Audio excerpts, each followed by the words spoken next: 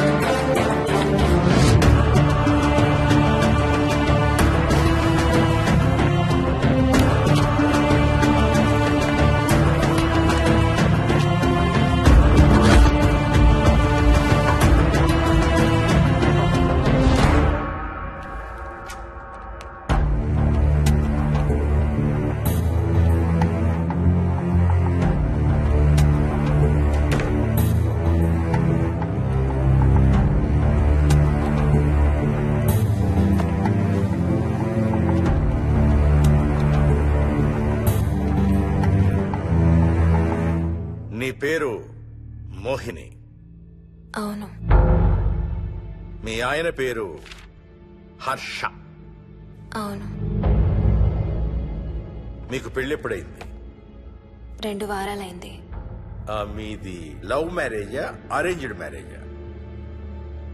6 ఏళ్లు ప్రేమించుకున్నాం. పేరెంట్స్ పెళ్లి చేశారు. మీ ఆయన కానీ వాళ్ళ పేరెంట్స్ కానీ కట్నం గురించి నిన్నేమైనా టార్చర్ చేశారా? లేదు. నిన్న సాయంత్రం నువ్వు మీ ఆయన దేని గురించైనా గొడవ పడ్డారా? లేదు. మరి మీ ఆయన ఎందుకు పిడిచావు? నిన్నే అడిగేది. ఏ గొడవ లేకపోతే 6 ఏళ్లుగా ప్రేమించి పెళ్లి చేసుకున్న భర్తని అంత దారుణంగా అన్నిసార్లు ఎందుకు పిడిచావు?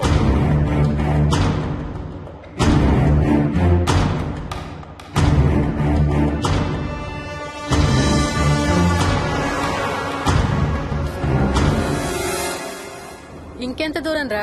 హైదరాబాద్ లో ఇల్లు కొన్నావంటే ఏ జూబ్లీ హిల్స్ బంజారా హిల్స్ అనుకున్నాను. అదిగో 31 కిలోమీటర్ బోర్డు కూడా దాటిపోయింది. అమ్మా ఇంకో 50 కిలోమీటర్ల వరకు అంతా హైదరాబాద్ అనే. ఇప్పుడున్న రేట్లకి పొల్యూషన్ కి సిటీలో ఎవరు ఇల్లు కొనడం లేదు. అంతా ఇలా కొంచెం దూరంగా వెళ్లి గేటెడ్ కమ్యూనిటీస్ లో కొనుక్కుంటున్నారు. రింగ్ రోడ్ ఎక్కితే నాకు ఆఫీస్కి సరిగ్గా 20 నిమిషాలే పడుతుంది. నీ సంగతి సరేరా, కోడల పిల్ల అసలే ఊరికి కొత్త. ఒక్కతే గబాల్ని ఏ మార్కెట్ కో వెళ్ళాలంటే ఆటోలు గిటోలు దొరుకుతాయా? అదొకటే ప్రాబ్లం నాన్న, కార్ లేకపోతే చాలా కష్టం. కాల్ టాక్సీలు కూడా ఇక్కడికి రావాలంటే మూలుగుతారు. ఓ వారానికి సరిపడా సరుకులన్నీ ముందే తెచ్చిపెట్టుకోవాలి. అదిగో వచ్చేసాం.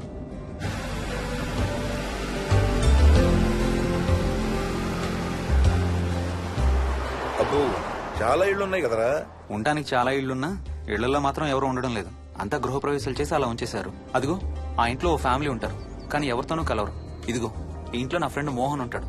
ఇద్దరం ఒకే ఆఫీస్ లో పనిచేస్తాం. ఇక్కడ మొత్తం ఎన్ని ఇళ్ళు ఉన్నాయిరా? 110. 110 గడపలుంటే ఉండేది 3 ఫ్యామిలీలా. వస్తారు గానీ టైం పడుతుంది అనుకుంటా. ఏదేమైనా ఇక్కడ చాలా ప్రశాంతంగా ఉందిరా. ప్రశాంతంగా ఉండేది అను, నువ్వు ఎంటర్ అయ్యావుగా. Stop it Ranga.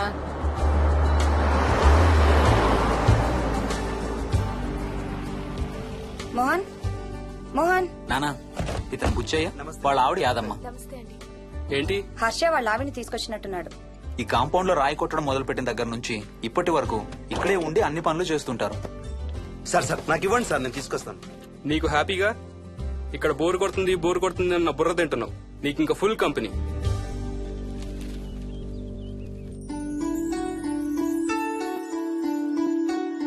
వెళ్ళండమ్మా. Thank you.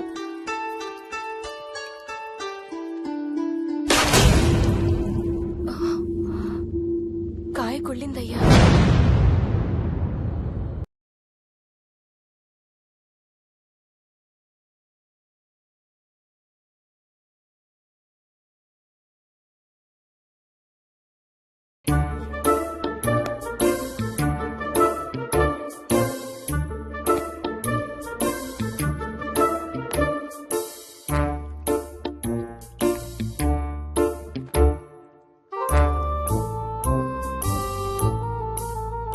Thanks రా.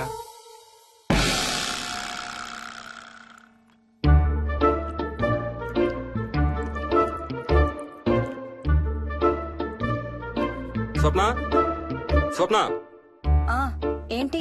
ఏంటి వాడు ఇద్దరికి బ్రేక్ఫాస్ట్ తీసుకెళ్తున్నాడు? ఒకటి వాడికి, ఇంకొకటి వాడి తాతగారికి. తాతగారికా? ఉమ్, తాతయ్యరా టిఫిన్ చేస్తే నాకు స్కూల్ కి టైం అవుతుంది. తినమా? ఏ మరి నువ్వు రోజు మార్నింగ్ ఏం తినేవాడివి? ఏయ్, ఎవరితో మాట్లాడుతున్నాడు వాడు?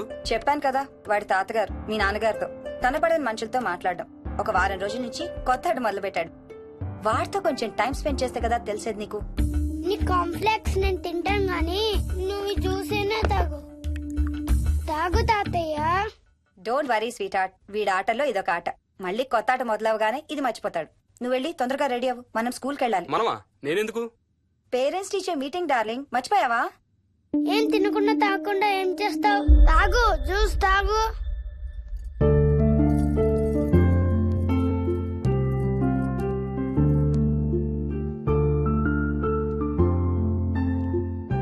ఏం చూస్తున్నావు?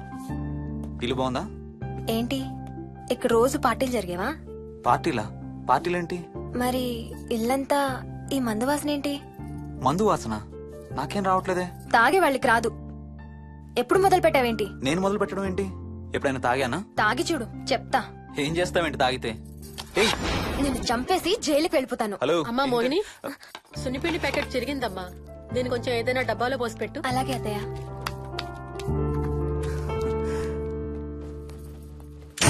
అమ్ము, ఇదేంట్రా బాబు ఇలా తెరుచుకుంది?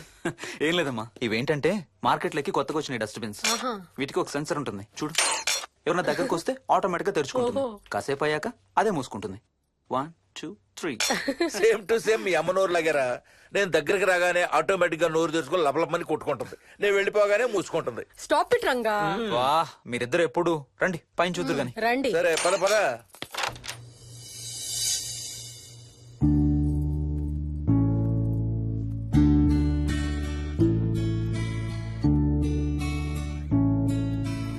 బయట నుంచి చూస్తే ఇంత పెద్దది అనిపించలేదురా.